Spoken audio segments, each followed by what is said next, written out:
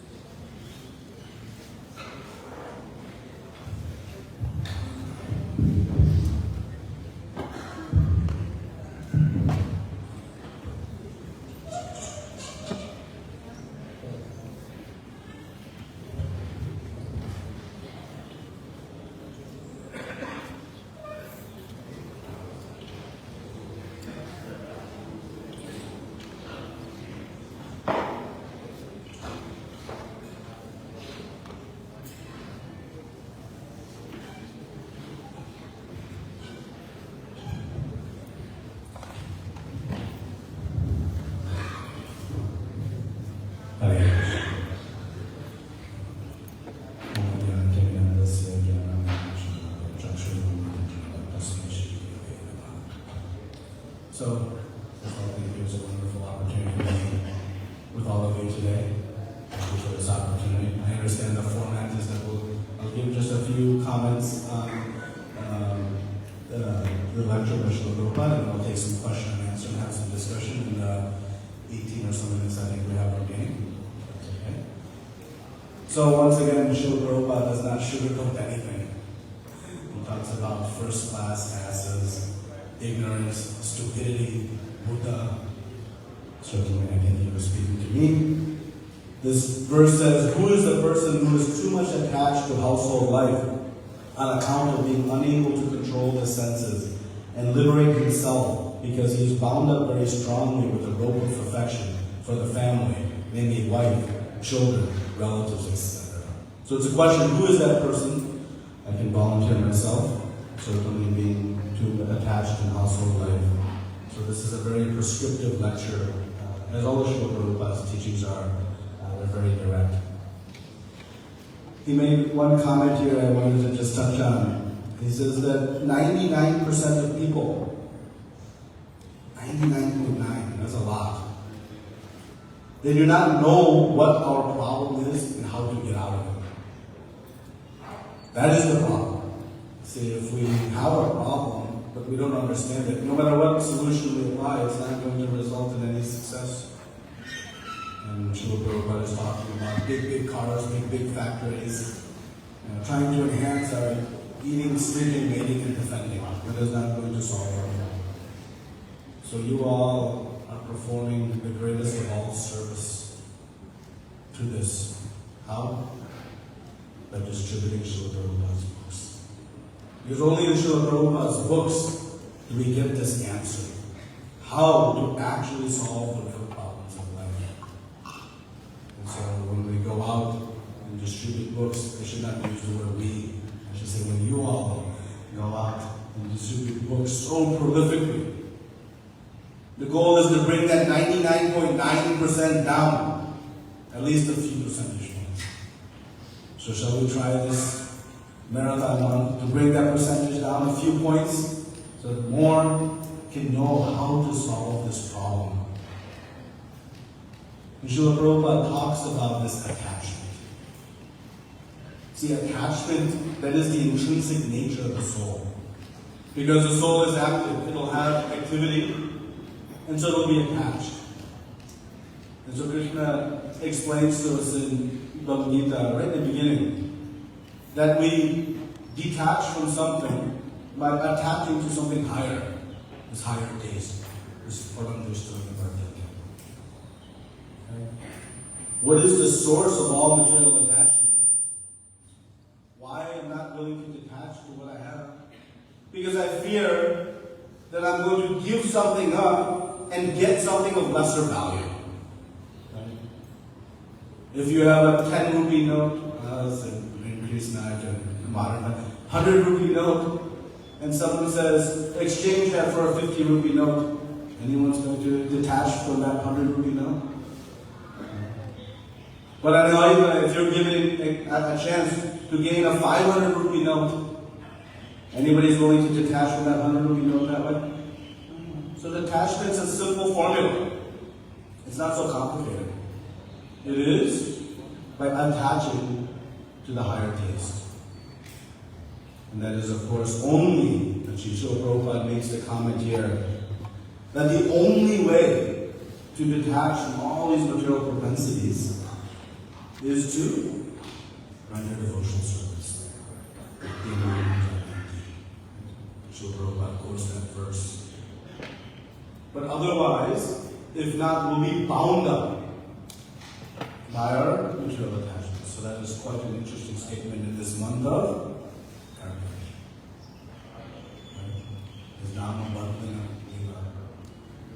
Mother Yashoda shows us. Yashoda means the giver of fame. Who is she giving fame to? Krishna. But Krishna is the source of all opulences, of which fame is one of them. So how she can give more fame to Krishna? He has the unlimited supply of all opulences. That seems contradictory, no? But she is revealing the ultimate secret. That by the practice of unflinching devotional service, we will become unbound. And who will become bound? By our own love. So our whole practice of devotional service is to attain this purity of bhakti. And we'll become unbound. And following the footsteps of Mother Yashoda, bind Krishna with our love. Krishna enjoys to be bound by his devotees. The living entity is trying to become unbound. And it happens by this pure devotional service. So, the pure bhakti that we are trying to practice, Srila Prabhupada writes in this, or speaks in this lecture, that unless one is very steadfast in constant engagement, the lower modes will creep in to our bhakti. So in the practice of our devotional service, Srila Prabhupada writes in the purport of this verse about this ideal of brahmachari life, how one should be fully engaged in devotional service. But this engagement we have to analyze. If I've been practicing devotional service, and yet I have some attachments, those attachments are not going, what's wrong? Just like if I go to a very expert doctor, and my sickness is not subsiding, something is wrong in the application of that treatment. Something is there that is not working. So I must modify that treatment in order to get the result of freedom from this disease. So in the practice of bhakti, we also have attachments sometimes. It may not be for some of the things Srila Prabhupada is speaking about in this verse, talking about the first-class asses. But in this practice of devotional service, sometimes we are attached to the fame that comes with that service. Sometimes we are attached to the recognition that comes to that service. Sometimes the position, the power. These are all attachments that will keep us bound up, even in the practice of it. I was speaking with one devotee recently, and he was lamenting that he was doing some very nice service, very sincerely and intense service. But he was feeling used by the recipients of that service. That they're just using me. They're not, at least reciprocating, acknowledging. So I'm feeling a little hurt. And I said, you should go and offer your dandavat pranams to those devotees. Why? Because they're teaching us how to render our service detached. When we render service to someone who is not actually reciprocating, we are learning now what is the real meaning of Ananya Bhakti, pure Bhakti. When someone glorifies our service and appreciates it, we sometimes, very subtly, become inspired by that service for receipt of that acknowledgement. So So we all have in our relationships those who are maybe not so sweet to us. We should actually embrace that as a gift from Krishna and Guru, who brought them into our life, so that we can detach from these subtle attachments we have even in the regular relationships. And if we do, as Srila Prabhupada said, then we can follow in the footsteps of the Vrindavan devotees, the Radharani Bhaktas, and ultimately become unbound and attempt to bind all the Lord Krishna. And that's why in the Dhamma Rastakam, Satyavati says, I don't want liberation, I don't want anything. What does he want attachment to? Beautiful face. That's it. So Srila Prabhupada very kindly has given us wonderful instructions in this lecture without sugarcoating it for our own benefit. So, and there are my comments. I'd like to take any comments, realizations, questions, corrections, anybody else? Srila Prabhupada ki. Any comments or questions, anybody else?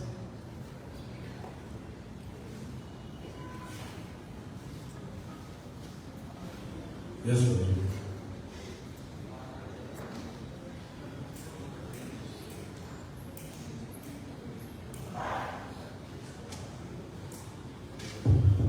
Thank you, Guruji, for nice comment. In your life, like business must include mercy for everything. And how you cultivate the mood of living confidence. Prabhupada was mentioning the lecture. I'm sorry? Prabhupada was mentioning the lecture that we should comfort Krishna. We should increase our attitude to give comfort to Krishna. I just want to learn from you like how materially all well nicely placed, very good, but how you develop this attitude to give comfort to your parents and please tell us. Because it's so easy, you don't have anything so like just faithless comes and you have all opponents. I think that was the keeping that and then taking this is for Krishna. So that is something very like Prabhupada quoted an example of Rupa Goswami. He gave up the minister for justice, kicked it out. So this is Well, wonderfully, we have great examples in our Guru Parampara. Rupa Goswami, it's beautiful Sat Goswami has to come and see how Rupa Goswami is showing and even Sanatana Goswami that these material comforts, they are actually like poison to us. How many of us desire to want poison? Nobody. It's foolish. But out of ignorance, we desire poison. And what is that poison? These material opulences, these comforts. So we have to learn this principle of Yukta Vairagya. So Bhakti Siddhanta Saraswati Thakur, it's like the Acharya, I'm preaching about Yukta Vairagya. And know that the opulence itself is not poison. It's the opulence in the hands of our free will that is poison. Meaning, when I think how I want to use that opulence or comfort, that is where it becomes dangerous. We should be convinced that we are irresponsible with our free will. And what is the evidence of that? We are here in the material world. So our free will is dangerous. So if I accept a danger and acknowledge it, then I can address it. And so what to do? I surrender my free will to Srila Prabhupada, to Guru. So you tell me what is best to do. I don't want my own mind's concoctions to guide me, because that has brought me to birth, death, old age, and disease. So it's the free will to surrender our free will. that gives one then the strength to be able to manage in any circumstance. One can have extreme wealth, fame, beauty, strength, all these opulences. But if one is using them only according to the instruction of Guru and Krishna, then one is protected. And then one actually can use that opulence in the service of Krishna. Because to just abandon any wealth or comforts is also, it's false renunciation. Because if it can be used in the service of Krishna, then it's great. And Srila Prabhupada gives the example of Garga Muni in this lecture, right? There was some opulence that was potentially available to him. And if Garga Muni maybe had made his own decision, maybe he would have rationalized, okay, take a little bit of meat to satisfy my father, that's okay then. Obtaining this huge business that can expand Krishna consciousness movement. But thankfully, he was protected. So if we are in the midst of these comforts, we have to protect ourselves, always working under the guidance and instruction of Guru and Krishna, and those who are instructing us in this path. Because otherwise our free will can make us susceptible to becoming distracted by those opulence. And that's what Bhaktivinoda Thakur, Prabhupada quotes Bhaktivinoda Thakur so much in this verse. How much opulence he had. He was living on the Grand Road in Jagannath Puri. What do you think rents are in that district? They had a big position. But he was fully detached. So we have great acharyas in our sampradaya to follow and accept those.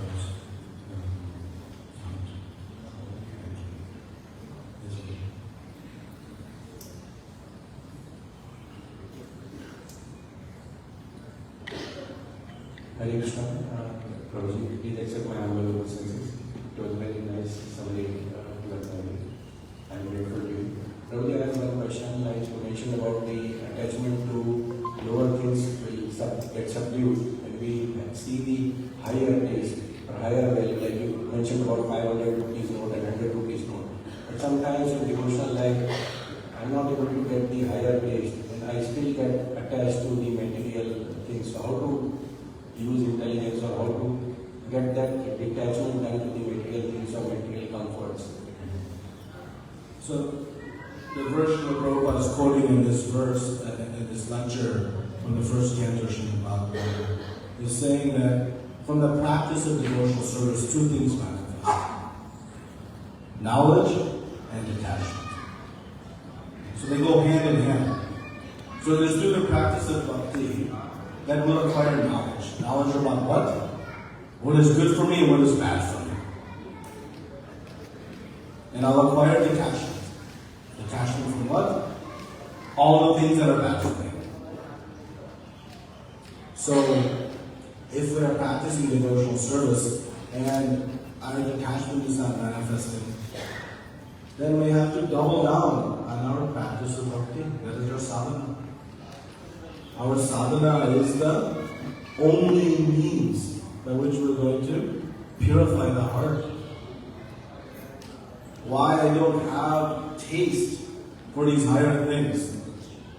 Rupa Goswami explains in Nectar of Devotion. What is the cause of that lack of taste? Jaundice. Right? That which is bitter tastes really nice. But that which is really sweet tastes bitter. And what is the cause of that jaundice? Vidya, ignorance. So by practicing stalwart sadhana, our chanting, our reading, attending morning program, rendering devotional service, that will increase our knowledge, removing the vidya, and increase our detachment. So there's no magic formula. Chant around is really nice. What formula Gurulaj gave many of us when we asked him any question? How to do this? How to do that? Even how to do X, Y, Y, doesn't matter. The answer was one. The word eva means Mahajana. What is my biggest good and my biggest misfortune?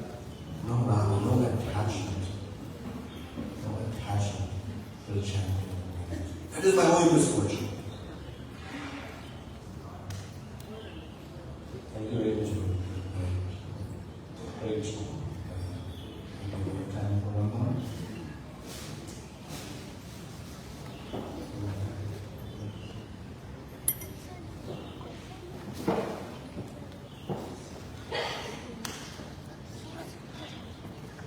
Hare Krishna Prabhu, thank you very much for the amazing summary of the lecture. So, Prabhuji, as you mentioned that we need to use our free independent will according to the desires of our Guru Maharaj and surrender to them according to their wish to them. But for each and every micro level things like how we understand that is good or bad, we might be thinking, yeah, it is favorable for bhakti, but sometimes it may delay us, it may delay recognition, it may certainly give us some pleasure that we are not understanding that it may delay us. So how to, in micro level, should we ask each and everything how to? Yeah. So we understand that the principles we should understand very clearly from the instructions of Srila Prabhupada through his books, through the instructions we receive from our spiritual master. And so the principles are very clear. And then how to apply them in our life, in our day-to-day practice, that is where we need good sadhu sangha, we need association of devotees. Sometimes a devotee comes and shines a light, puts a mirror up to us, and we become angry, we become upset that they're showing me something I'm not doing properly. Then what is the likelihood that that person will next time they observe us doing something inappropriately, show us? It won't happen. So we should actually work to embrace that feedback, because we don't see it always ourselves. And our mind, as you mentioned, is fickle. It can rationalize so many things. So by having very good devotee relationships, association with devotees, we can protect each other and help understand, hey, am I doing this right, or am I just rationalizing? What do you think? My ashram of being married, my wife is very good at telling all the things you don't do well. So we can embrace that as an opportunity. So, but we should be careful in observing that the mind can rationalize a lot of things. And work very, very hard not to let that happen. Oh, Guru Maharaj must have wanted me to do this. And by continuing